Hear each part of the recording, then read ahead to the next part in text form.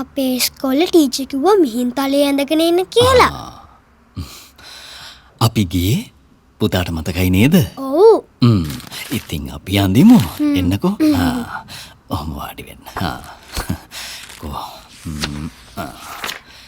මේක අඳිමු. පුතේ. ටීචර් පුතාට අඳින්න කියලා තියෙන්නේ අපි හැමෝටම වැදගත් ශ්‍රී ලංකා ඉතිහාසයේ වැදගත්ම ස්ථානයක්නේ.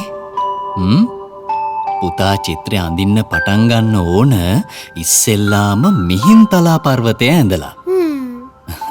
මිහින්තලා පර්වතයට ලොකු තේජසක් තියෙනවා.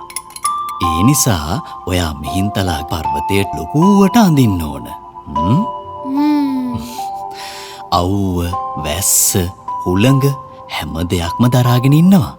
මොන දේ වෙනස් වුණත් පර්වතයක් කවදාවත් වෙනස් වෙන්නේ නෑ පුතේ. ඒ කියන්නේ මගේ තාත්තා වගේනේ.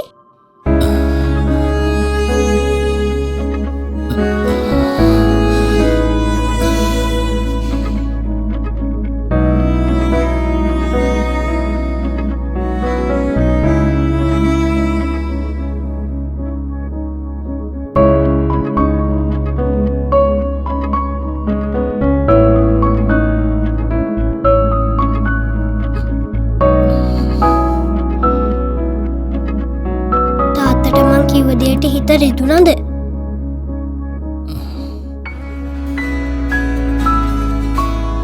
ජීවිතේ ගැන මේ තරම් දේ දන්න හැටි පුදුමයි.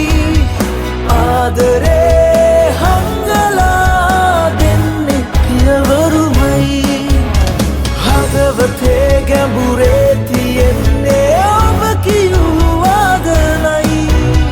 තාත්තේ මගේ ලෝකයේ මහිර ඔබමයි. තාත්තා කියන්නේම හැමදේම උහුල ගන්න හැමදාමත් හයියට ඉන්න මහා පර්වතයක්. ඒ මහා පර්වතයත් උන්නු වෙන තරම් ආදරයකින් ජීවිතේ පුරාවට තාත්තව රැකබලා ගනිමු.